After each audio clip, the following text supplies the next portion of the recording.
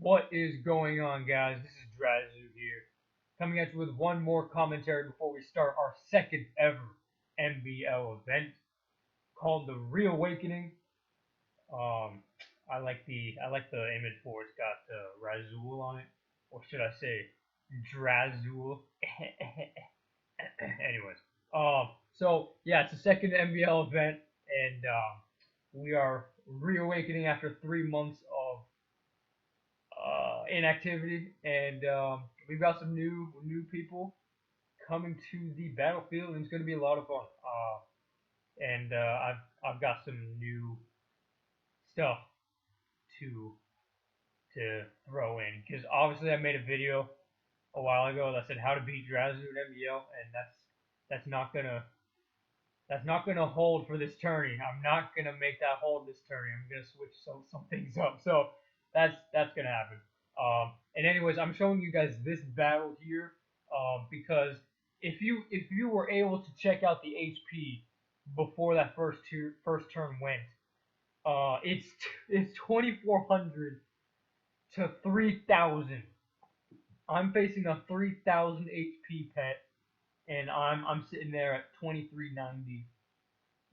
And basically, what that means is, um, if you were to do the math, that's 126% of my HP. Meaning, if I win, I get 126 points for just that one win. So, basically, if you guys are familiar with the MBL events, we've got some achievements to be had. One of those achievements is score 125 or more points in a single battle. I think I'm gonna lower that this event to 120 because I realize how ridiculous that kind of is. Um, it might be achieved here though. You never know. This is the first fight in which it's possible for me to get that achievement. It's called Top Underdog, and I'm going for it. I'm excited. I'm trying hard as hell, and I'm going for it. So we're just gonna get right into what's actually going on here. So a couple turns ago, you saw me actually double shield because I wanted to avoid a reflect. Because I'm very paranoid about reflect, and it didn't work out. But I took 0 damage because they used one of Dark Fairy. So I could tell already that Ghost of Shields is going to be very helpful this match. So I used it, that turn, but I don't think it did much because they're holding off on the Water Dark Fairy. Go figure. But right now, all of a sudden, just FSS pops up out of nowhere, and that actually encourages me a lot. Like that, when I see people use FSS, especially just one FSS, that makes me really happy. That makes me really happy because honestly, like every turn they use it and it doesn't do anything, I'm chipping away at whatever advantage they have in the HP department. Um, so like honestly, like if I don't know, I find FSS to be more of a desperation thing. If you're a massive underdog, I would understand using it. But when you've got the advantage, I would just stick to regular, reliable weapons that give a consistent amount of damage because yeah, in this situation where that you're watching right now, I was super happy to see that FSS pop up because I know that chances are good that it's not gonna go well for them. So right now, as you can see, I kind of refreshed the fight. Is because the dome actually deselected our moves. That I fucking hate when that happens. The dome is gonna be the dome. That was a previous fight. I don't know. I forget who it was against, but yeah. So I go to the board and I'm like, because a lot of times it deselects your move, but you don't know it because it simply changes from waiting on your opponent's name to select your move again. That's all it says. So sometimes it's hard for the other opponent to realize that it happened. So I was just kind of reminding them. Uh, Sorry for the Facebook message that popped up right there. Um, I'm gonna leave that one to your guys' imagination. Yeah. Um, Thank you for your input, Michelle. There's more messages popping up from that. That's why I'm kind of like, yeah, I'm gonna have to do some editing on that video. On this video, that's what I'm saying basically. Because for one, I don't want their names to be shown because obviously they don't have, they're not giving me permission to publish their name on YouTube. So, anyways, this turn right here, was actually really great because look at that. FSS fails.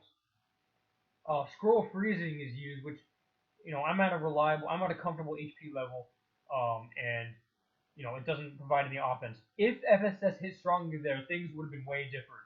I would have been scared out of my mind. But because not only was FSS used, but Reflect was also used. So that's the other thing. FSS did not hit strongly. Scroll freezing had no offense, and Reflect was used.